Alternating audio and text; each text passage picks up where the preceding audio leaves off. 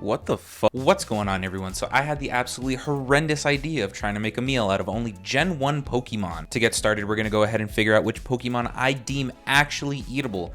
Things that would actually taste good in a dish, nothing disgusting, like a Mew. Smash.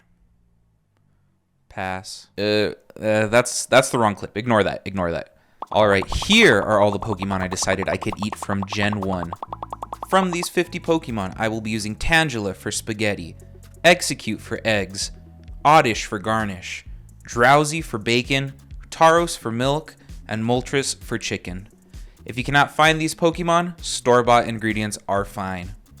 Alright, now let's get started.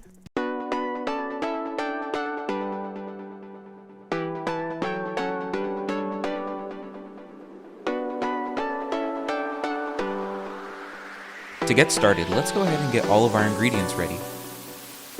Thank you, Suda. I didn't film this part because I am a fucking idiot, but go ahead and get a big pot, put some water in it, and make sure you add a little bit of salt. Just make sure you look like Salt Bae. You gotta get that good angle for the camera. You're gonna be setting this to boil on the stove, and you're gonna be throwing your pasta in it, which I did not show. Again, because I am a total moron.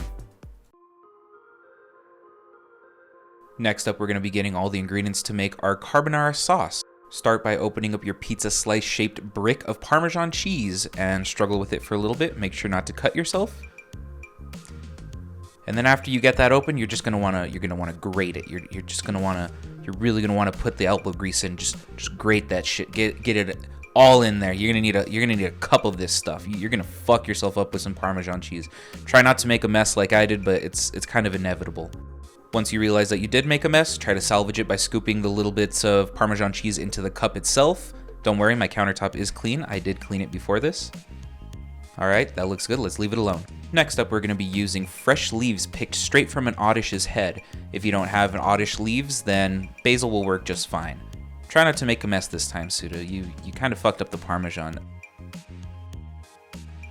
Well, oh, come on, man. You serious? Really? Next up, you're going to be needing about 1/3 of a cup of Tauros milk. If you do not have Tauros milk, then you can use heavy cream. That works just fine as a substitute as well.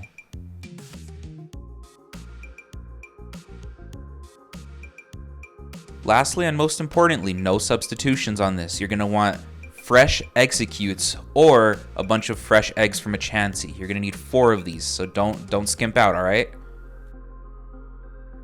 All that's left to do now is combine all your Pokemon ingredients into a bowl big enough to hold them all, and hope that PETA does not come knocking on your door asking any questions.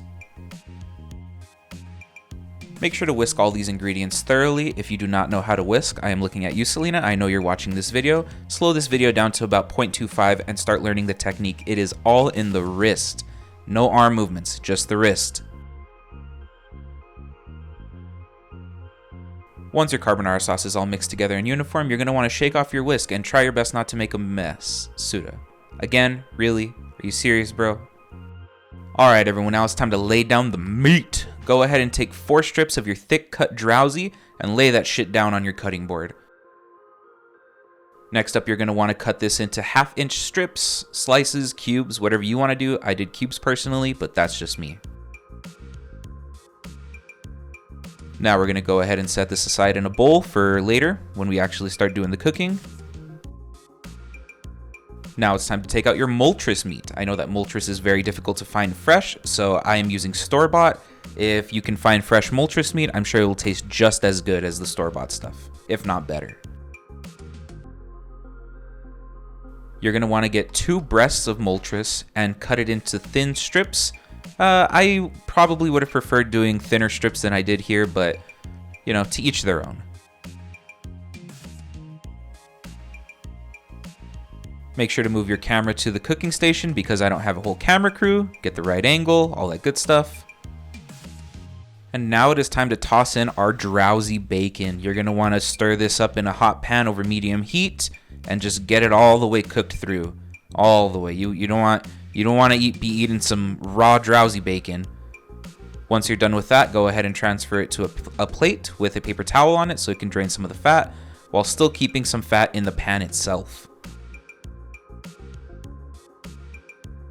Now, in your still warm pan, you're going to be adding about 2 cloves of garlic. I did not have freshly chopped garlic because I'm stupid. You're going to be adding your Moltres meat and some salt and pepper for flavor. Make sure to mix everything up nice and neat so that it all gets together, and you're going to want to cook your chicken in this pan until it is completely cooked through. Moltres meat does tend to have salmonella, so please cook it through. Now, my camera overheated when I was adding all the ingredients together, but you're going to want to take your pasta, your bacon, your chicken, and combine all of them. You're going to want to let the pan sit on low heat and cool down for about 2 to 3 minutes before adding your carbonara sauce. You do not want to accidentally cook the execute or chancy egg while it is in your pasta. So just gently mix that in, stir it all together, and make sure that your heat is on very low. You can notice that my flame is off. That is because my heat was so low, I turned it off. One last time, mixing everything all together, trying to get all the flavors incorporated with one another. And now, it is time for the final piece, the plating ceremony. If you want, you can go ahead and do what I did and add some more freshly grated Parmesan on top of your already beautiful Moltres Carbonara.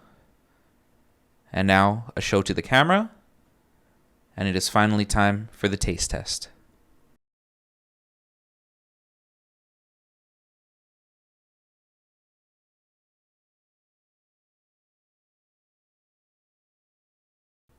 Holy fucking shit, that's good. I see why people eat Pokemon in the Pokemon universe now.